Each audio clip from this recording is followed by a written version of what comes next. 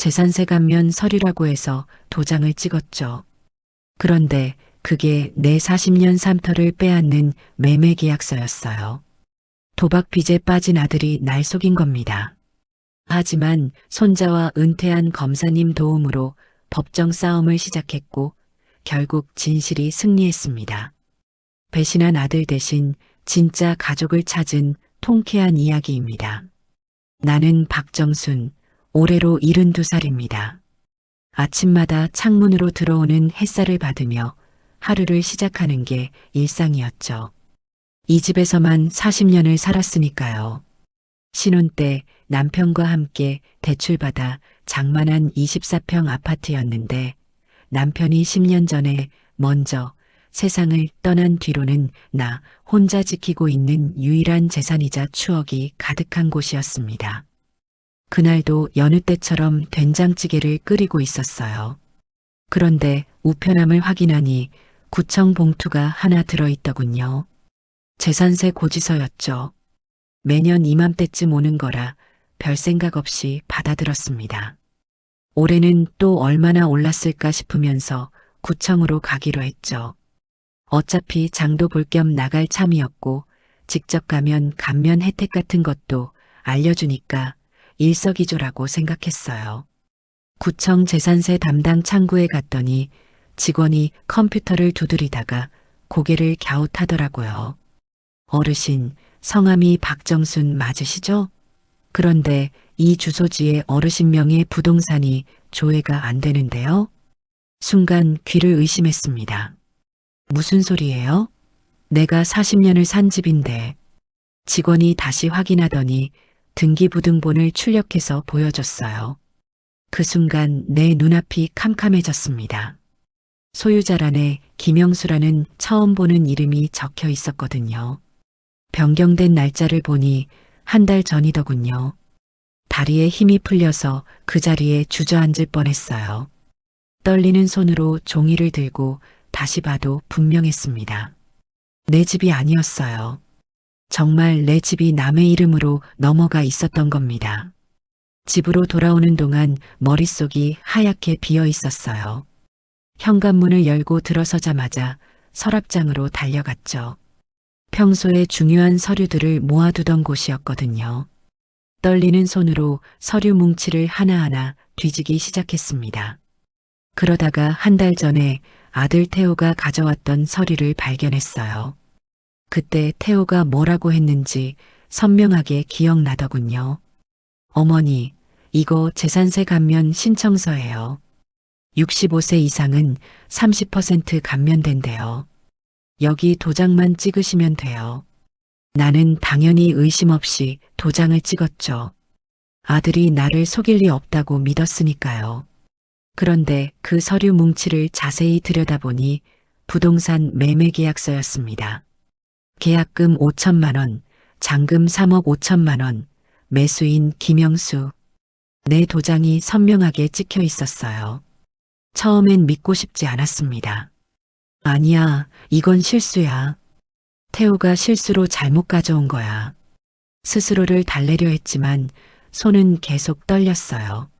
서류를 더 뒤지다 보니 법원에서 온 노란 봉투가 나왔는데 경매 개시 통지서였습니다. 2개월 후에 내 집이 경매에 넘어간다는 내용이었죠. 태호에게 전화를 걸었어요. 한 번, 두 번, 세 번. 신호음만 울릴 뿐 받지 않더군요. 문자를 보냈습니다. 태호야, 엄마야. 급한 일 있으니 연락해라. 하지만 답은 없었어요. 그날 밤은 한숨도 못 잤습니다. 40년간 살아온 집, 남편과의 추억이 서린 이 집을 잃게 된다는 생각에 눈물만 흘렸죠. 아들이 나를 배신했다는 사실도 아팠지만 더 아픈 건 내가 그토록 믿었던 아들이 그런 짓을 했다는 거였어요. 새벽녘에야 잠시 눈을 붙였다가 악몽에 시달리며 깨어났습니다. 꿈에서도 집을 빼앗기는 장면이 계속 나왔거든요. 아침이 되자 결심했죠. 가만히 있을 수는 없다고, 뭐라도 해야겠다고 말입니다. 다음 날 아침 동네 부동산을 찾아갔습니다. 최영철 사장은 이 동네에서 10년째 부동산을 운영하는 분이에요. 인상도 좋고 친절해서 동네 어르신들이 많이 찾는 곳이었죠. 나도 가끔 차 한잔 하러 들르곤 했거든요. 부동산 문을 열고 들어가니 최 사장이 걱정스런 눈빛으로 물었어요. 여사님, 어쩐 일이세요? 안색이 안 좋으신데. 떨리는 목소리로 어제 있었던 일을 설명했죠. 등기부등본을 보여주자 최 사장의 표정이 굳어지더군요. 이건 전형적인 사기 수법입니다. 여사님, 혹시 아드님이 도박을 하시나요? 도박이요? 우리 태호가요? 그럴 리 없어요. 하지만 내 목소리에는 확신이 없었어요. 최 사장이 컴퓨터로 뭔가를 검색하더니 한숨을 쉬었습니다. 여사님, 이 집에 근저당이 설정되어 있네요. 10억입니다. 6개월 전에 설정됐고요. 10억이요? 그게 무슨... 말이 제대로 나오지 않았어요. 아드님이 여사님 도장으로 위임장을 만들어서 대출을 받은 것 같습니다. 그 돈을 갚지 못하니까 경매를 피하려고 급하게 집을 판 거예요. 머릿속이 하얗게 변했습니다. 내가 키운 아들이, 내가 그토록 아꼈던 아들이 이런 짓을 했다니 믿을 수가 없었죠. 최 사장이 설명을 이어갔어요. 그런데 왜 하필 재산세 감면 서류라고 속였을까요? 노인분들이 가장 경계를 풀기 쉬운 말이 세금 감면이거든요. 정부에서 주는 혜택이라고 하면 대부분 의심 없이 도장을 찍으시죠. 그 말을 듣고 나니 더욱 화가 났습니다. 아들이 나를 그렇게 만만하게 봤다는 거잖아요. 며느리 정희를 찾아가기로 했어요. 아들 부부가 사는 아파트는 우리 집에서 버스로 30분 거리였죠. 초인종을 누르고 한참을 기다리니 며느리가 문을 열었는데 눈이 퉁퉁 부어 있더군요. 어머니, 오셨어요. 정희야, 태호 어디 있니? 그 말을 듣자마자 며느리가 울음을 터뜨렸어요. 어머니, 저도 어제 알았어요. 태호 씨가 도박으로 15억을 잃었대요. 처음엔 5억 정도 빚이 있었는데 그걸 갚으려고 더 큰 도박을 했다가 어머니 집까지. 너는 정말 몰랐니? 저도 속았어요. 매일 회사 간다고 나갔는데 사실은 도박장이었대요. 어머니, 저 이혼할 거예요. 아이 데리고 친정으로 갈 거예요. 며느리의 말을 듣고 있자니 분노보다 허탈함이 밀려왔습니다. 집으로 돌아오는 버스 안에서 창밖을 보며 많은 생각을 했어요. 태호가 어렸을 때는 참 착한 아이였는데 아버지가 돌아가신 후로 내가 너무 오냐오냐 키운 걸까요? 용돈이 필요하다고 하면 무조건 줬고 사업 자금이 필요하다고 하면 적금을 깨서라도 도와줬거든요. 그런데 이게 보답이란 말인가요? 최 사장이 조사해준 내용은 더 충격적이었습니다. 태호가 처음엔 친구 보증을 잘못 써서 5억 빚을 지게 됐고 그걸 갚으려고 불법 도박 사이트에 손을 댔다가 10억을 더 잃었다는 거예요. 도박 중독은 병입니다. 가족을 파괴하는 무서운 병이죠. 최 사장의 말이 가슴에 못처럼 박혔습니다. 그날 밤 태호에게서 문자가 왔어요. 엄마 미안해요. 다 설명할게요. 조금만 시간을 주세요. 나는 답장하지 않았습니다. 무슨 말을 해야 할지 몰랐으니까요. 일주일이 지난 어느 날 손자 민준이가 찾아왔습니다. 23살 민준이는 컴퓨터공학과 4학년생이에요. 어렸을 때부터 할머니인 나를 참 잘 따랐죠. 명절 때마다 꼭 찾아와서 인사하고 내가 용돈을 주려고 하면 할머니가 연금 받으시는데 왜 제가 용돈을 받아요? 라며 오히려 용돈을 놓고 가는 착한 아이였어요. 할머니, 괜찮으세요? 엄마한테 들었어요. 민준이 눈에도 눈물이 고여 있더군요. 민준아, 할머니는 괜찮아. 너는 공부나 열심히 해. 할머니, 이거 보셔야 할 것 같아서 가져왔어요. 민준이가 노트북을 열었는데 화면에 엑셀 파일이 떠 있었어요. 제목은 어머니 재산 처리 계획이었죠. 아빠 컴퓨터에서 발견했어요. 아빠가 회사에 컴퓨터를 놓고 가서 엄마가 저한테 가져다 달라고 했는데 이런 걸 발견하고 충격받아서 파일을 열어보니 정말 소름이 돋았습니다. 1단계 위임장 위조 완료, 2단계 근저당 설정 완료, 3단계 매매 진행 완료, 그리고 4단계 요양원 입소 진행 예정이라고 적혀 있었어요. 네 번째 단계 아래에는 더 끔찍한 내용이 있었습니다. 치매 진단서 위조 방법, 무연고자 처리 절차, 요양원 입소 후 재산 처분. 내 아들이 나를 요양원에 버리고 무연고자로 만들 계획이었다니 손이 떨려서 마우스를 잡을 수가 없었어요. 할머니, 제가 모든 파일 백업해뒀어요. 이 USB에 다 들어있어요. 아빠가 인터넷에서 검색한 기록도 다 저장해뒀어요. 민준이가 작은 USB를 내 손에 쥐어주면서 말했죠. 할머니, 제가 도와드릴게요. 아빠가 이건 너무했어요. 제가 아빠 편은 아니에요. 할머니가 얼마나 고생하며 저희를 키우셨는데 그 말을 듣고 나니 뭔가 힘이 생기더군요. 침실로 가서 장롱 깊숙한 곳에 숨겨둔 상자를 꺼냈습니다. 40년 전 이 집을 처음 샀을 때 받은 서류들이 들어있는 상자였죠. 그 안에는 누렇게 변색된 원본 등기권리증이 있었어요. 이게 뭐예요, 할머니? 40년 전 이 집을 샀을 때 받은 진짜 서류야.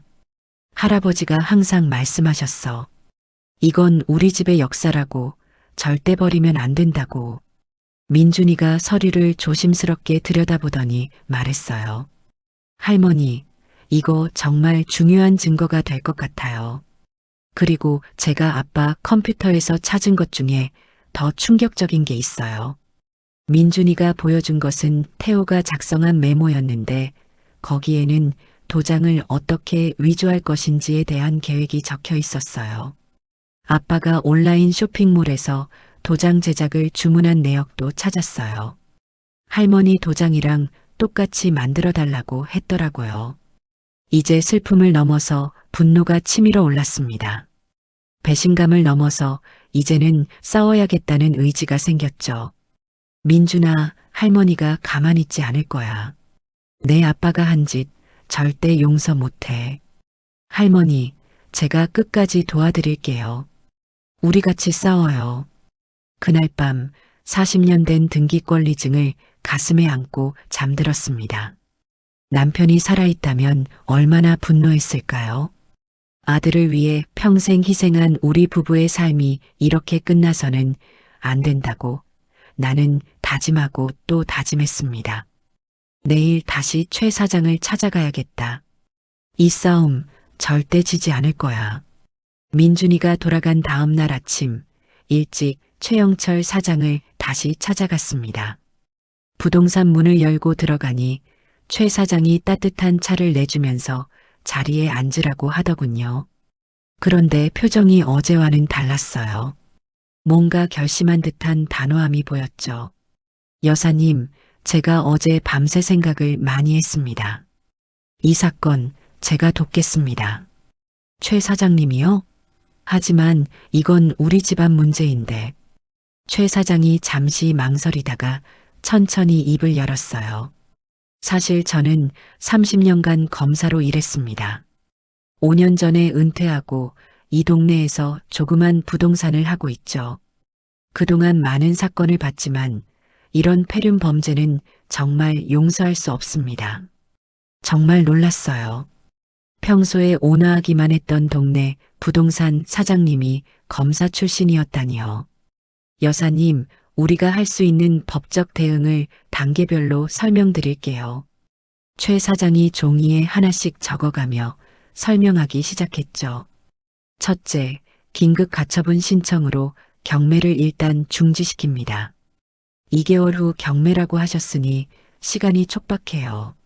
내일 당장 법원에 가야 합니다. 가처분이요? 생소한 단어라 되물었어요. 네, 소유권에 대한 다툼이 있을 때 일단 현상 유지를 하는 겁니다. 경매를 막는 거죠. 둘째, 아드님을 사문서 위조와 사기죄로 형사 고발합니다. 위임장을 위조했고 어머님을 속여서 도장을 받았으니 명백한 범죄입니다. 내 아들을 고발한다는 말에 가슴이 아팠지만 이미 마음을 정한 상태였어요. 셋째, 매매계약 무효소송을 제기합니다. 이건 본안소송이라 시간이 좀 걸리지만 증거만 확실하면 충분히 이길 수 있습니다. 그러더니 최 사장이 내가 가져온 원본 등기권리증을 보고는 눈이 반짝이더군요. 이거예요. 이게 바로 결정적 증거가 될 겁니다. 40년간 이 집의 진정한 주인이 누구인지 증명하는 서류죠. 최 사장님, 아니 변호사님, 비용이 얼마나 들까요? 저는 연금밖에 없는데. 그런데 최 사장이 손을 저으면서 말했어요. 여사님, 돈 이야기는 하지 마세요. 제가 검사 시절에 못다한 일을 지금이라도 하는 겁니다. 이런 파렴치한 범죄를 그냥 두고 볼 수 없어요. 눈물이 났습니다. 이 나이에 남의 도움을 받는다는 게 부끄럽긴 했지만 지금은 자존심을 부릴 때가 아니었죠. 일단 가처분으로 경매를 막고 차근차근 싸워나갑시다. 여사님 힘드시겠지만 끝까지 함께 가시겠습니까? 네, 최 사장님. 아니, 변호사님. 끝까지 싸우겠습니다.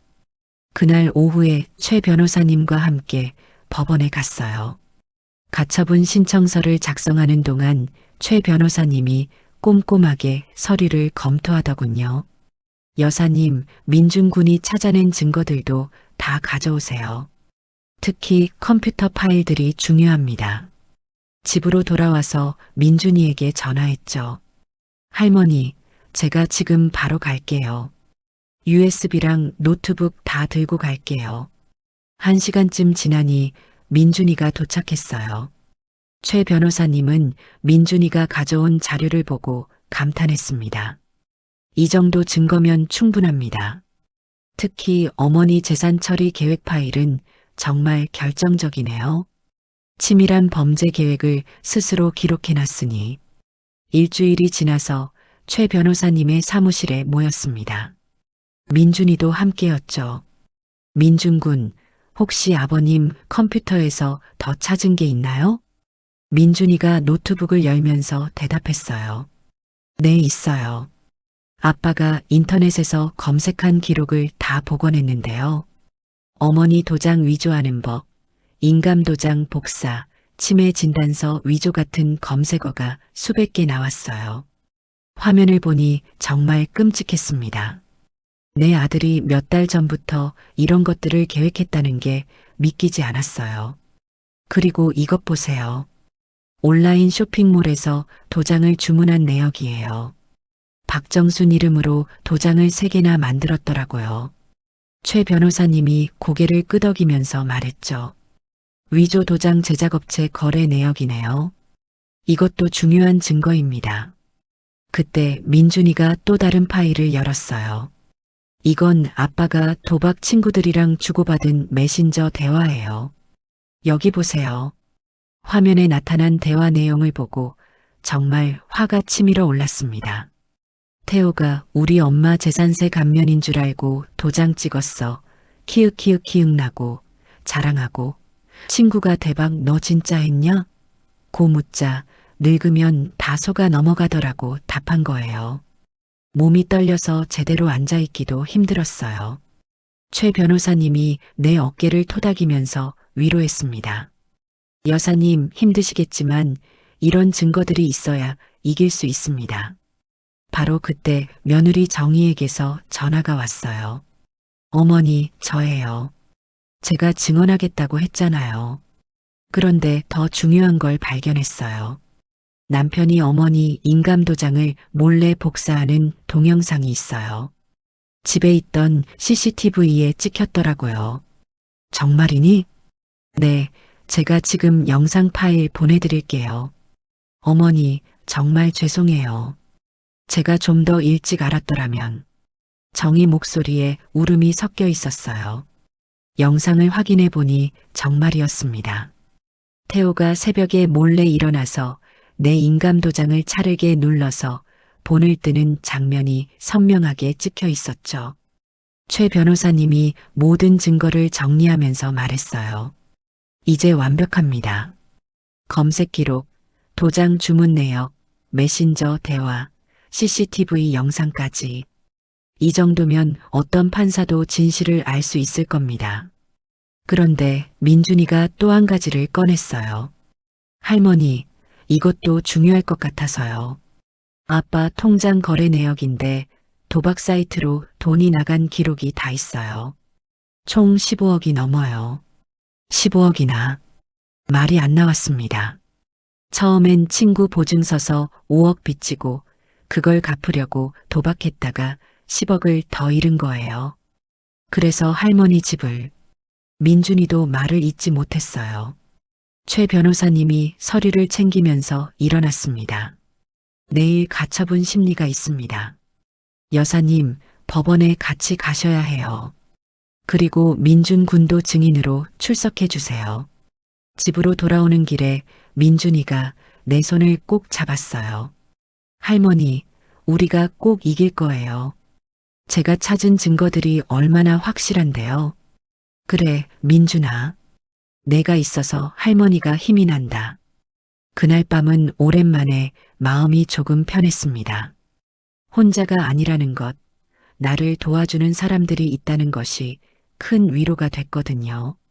다음 날 아침 법원 앞에서 최 변호사님과 민준이를 만났습니다. 여사님, 오늘은 가처분 심리입니다. 판사님이 우리 주장을 들어보고 일단 경매를 중지할지 결정하는 거예요. 법정에 들어서니 긴장이 됐어요.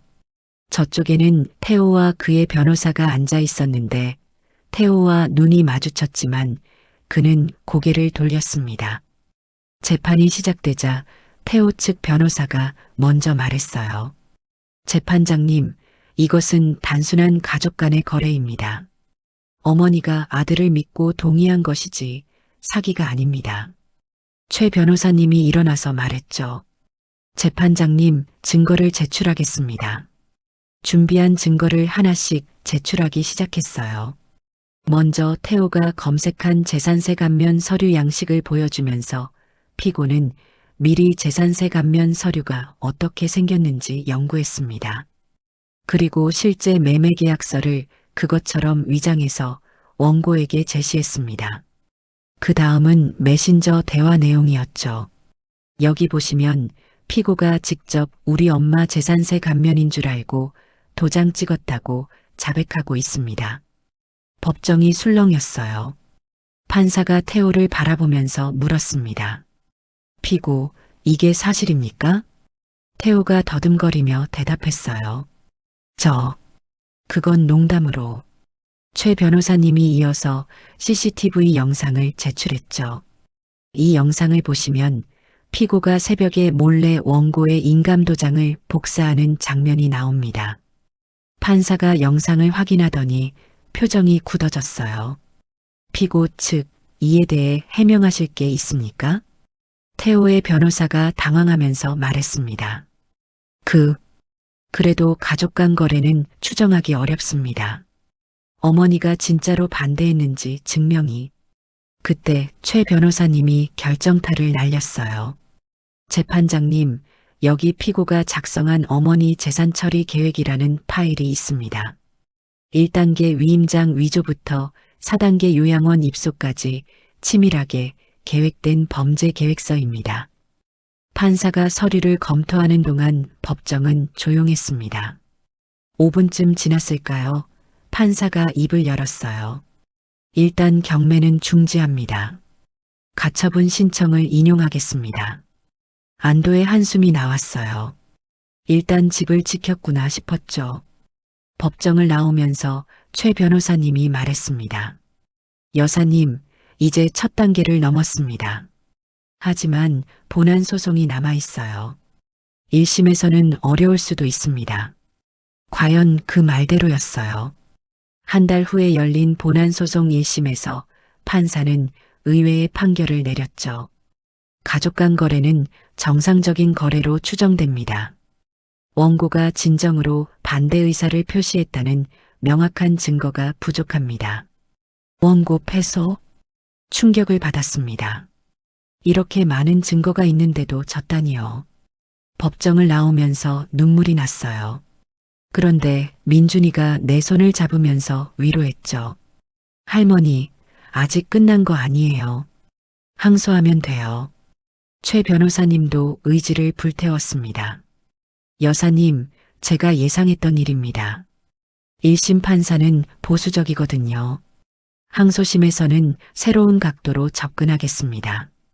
우리에게는 아직 비장의 무기가 있어요. 비장의 무기요? 매수인 김영수의 정체를 파헤쳤습니다. 그가 누구인지 아시면 깜짝 놀라실 겁니다. 최 변호사님의 눈이 반짝였어요. 나는 다시 희망을 품었습니다. 이 싸움 아직 끝나지 않았어요. 항소심 재판을 일주일 앞두고 최영철 변호사 사무실에 모였습니다. 여사님, 드디어 김영수의 정체를 밝혀냈습니다. 최 변호사가 서류를 펼치면서 놀라운 사실을 알려줬어요. 김영수는 태호 씨에게 돈을 빌려준 사채업자 박상철의 처남입니다. 처남이라고요? 네, 그것뿐만이 아닙니다. 김영수는 명의만 빌려준 겁니다. 태호 씨가 진 빚 15억을 집으로 대신 받기로 한 거죠. 민준이가 노트북으로 뭔가를 찾더니 화면을 보여줬어요. 할머니, 이것 보세요. 김영수가 다른 사기 사건에도 연루됐던 전력이 있어요. 바지 사장 역할을 전문으로 하는 사람이에요. 최 변호사가 또 다른 증거를 꺼냈습니다. 그리고 결정적인 증거를 찾았습니다. 매매 당일 은행 CCTV입니다. 영상을 보니 태호 혼자 은행에 가서 모든 거래를 처리하는 장면이 나왔어요. 김영수는 그림자도 보이지 않았죠. 정상적인 매매라면 매수인이 직접 와야 하는데 태호 씨 혼자 모든 걸 처리했습니다. 이건 명백한 가짜 매매입니다. 더 놀라운 건 그 다음이었어요. 여기 김영수와 사채업자 박상철의 통화 녹취록이 있습니다. 김영수가 이렇게 말합니다. 태호가 집으로 빚을 갚겠다고 했어. 형님은 가만히 계시면 돼요. 이제 모든 퍼즐이 맞춰졌습니다.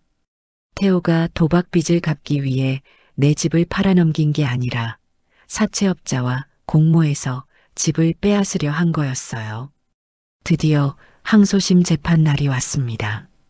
법정은 1심 때보다 훨씬 많은 사람들로 붐볐어요. 동네 어르신들도 많이 오셨더군요.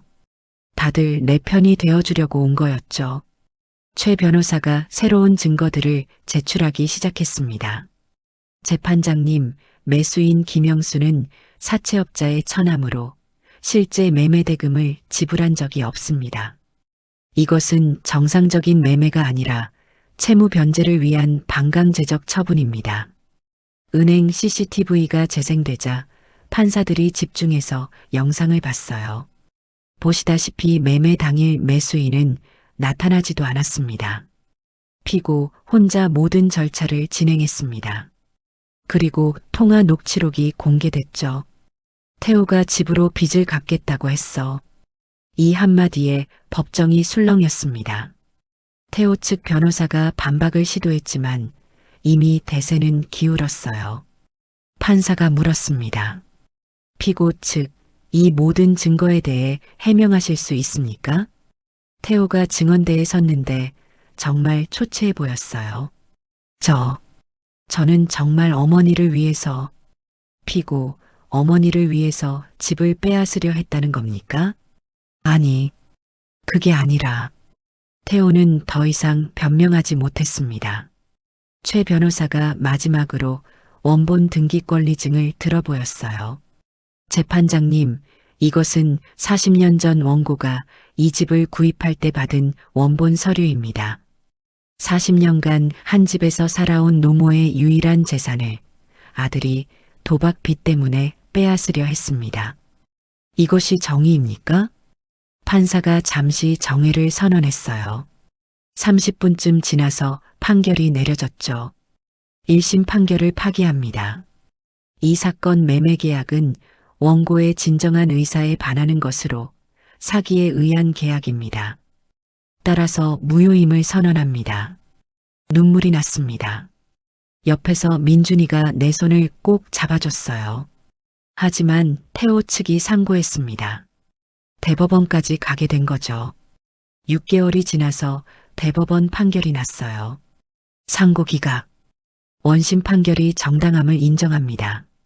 드디어 끝났습니다. 내 집을 되찾은 거예요. 법원을 나오면서 태호가 다가왔어요. 그는 이미 사문서 위조와 사기죄로 구속영장이 발부된 상태였죠. 어머니, 죄송합니다. 나는 아들을 바라봤습니다. 미움과 연민이 동시에 들었어요.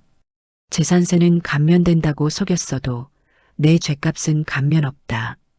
태호는 고개를 떨구며 경찰에게 연행됐습니다.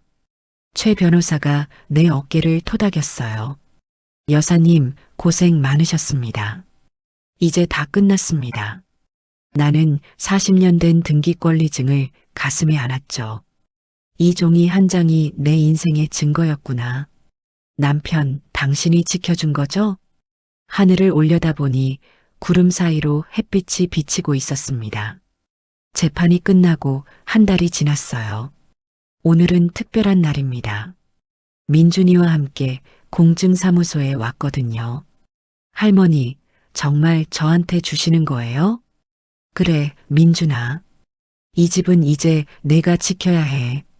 넌 진짜 가족이 뭔지 보여줬잖아. 유언장을 작성하면서 마음이 편했어요. 민준이는 내가 가장 힘들 때 내 편이 되어줬으니까요. 피는 물보다 진하다고 하지만 때로는 마음이 피보다 진한 법이죠. 할머니, 저는 할머니 옆에서 평생 모시고 살 거예요. 취직해도 여기서 출퇴근할 거예요. 민준이가 내 손을 꼭 잡으며 말했습니다. 집으로 돌아오니 정희가 와 있었어요. 정희는 이혼 후 친정에서 지내고 있었는데 오늘은 용기를 내서 찾아온 것 같았죠. 어머니, 저희가 정말 잘못했습니다. 용서해 주세요. 정희가 무릎을 꿇으려 하자 내가 말렸어요. 일어나라. 너도 피해자야. 그리고 민준이를 잘 키워줘서 고맙다. 어머니, 우리 다시 진짜 가족으로 살자. 민준이도 엄마가 필요하고 나도 며느리가 필요해. 정희가 울음을 터뜨렸고 옆에서 지켜보던 민준이도 눈시울이 붉어졌어요. 할머니, 엄마, 우리 이제 정말 가족이에요. 그날 저녁 오랜만에 식구들이 모여 저녁을 먹었습니다. 된장찌개와 김치, 그리고 민준이가 좋아하는 불고기를 준비했죠. 할머니 된장찌개가 최고예요. 민준이의 밝은 목소리에 집안이 활기를 되찾았어요. 일주일 후에 감옥에 있는 태호에게서 편지가 왔습니다. 어머니, 제가 정말 죄송합니다. 도박이라는 늪에 빠져서 제정신이 아니었습니다. 어머니가 저를 용서하지 않으셔도 됩니다. 다만 제가 어머니 아들이었다는 것을 부끄럽게 생각하지 않도록 여기서 새 사람이 되어 나가겠습니다. 민준이가 어머니 곁에 있다니 다행입니다. 그 아이는 저보다 훨씬 나은 사람입니다. 편지를 읽으면서 복잡한 마음이 들었어요. 미워해야 할 아들이지만 그래도 내가 낳은 자식이니까요. 최영철 변호사가 가끔 들러서 차를 마시고 갑니다. 여사님, 잘 지내시는 것 같아 다행입니다. 최 변호사님 덕분입니다. 정말 감사합니다. 아닙니다. 여사님이 끝까지 포기하지 않으셨기 때문에 이긴 겁니다. 어느 날 졸업을 앞둔 민준이가 좋은 소식을 가져왔어요. 할머니, 저 대기업에 취직했어요. 여기서 출퇴근할 수 있는 곳이에요. 정말이니? 우리 민준이 장하다. 민준이를 안아주면서 생각했습니다. 잃은 것도 있지만 얻은 것도 있다고. 아들은 감옥에 갔지만 진짜 가족을 찾았다고 말이죠. 이제 나는 매일 아침 된장찌개를 끓입니다. 민준이와 정의를 위해서요. 40년 된 이 집은 이제 새로운 역사를 쓰기 시작했어요. 배신과 아픔의 역사가 아니라 용서와 사랑의 역사를 말입니다. 창밖을 보니 봄꽃이 피기 시작했더군요. 여보, 우리 집 잘 지켰어요. 이제 민준이가 이어받을 거예요. 하늘에 있는 남편에게 말했습니다. 그리고 나는 깨달았어요. 이제야 진짜 가족을 찾았구나. 집은 단순한 건물이 아닙니다. 그 안에 사는 사람들의 마음이 모여야 진짜 집이 되는 거죠. 내 집, 내 가족, 내 인생. 이제 진짜 시작입니다. 오늘 이야기가 마음에 드셨다면 좋아요와 구독 부탁드립니다. 다음에는 더 재미있는 이야기로 찾아뵙겠습니다.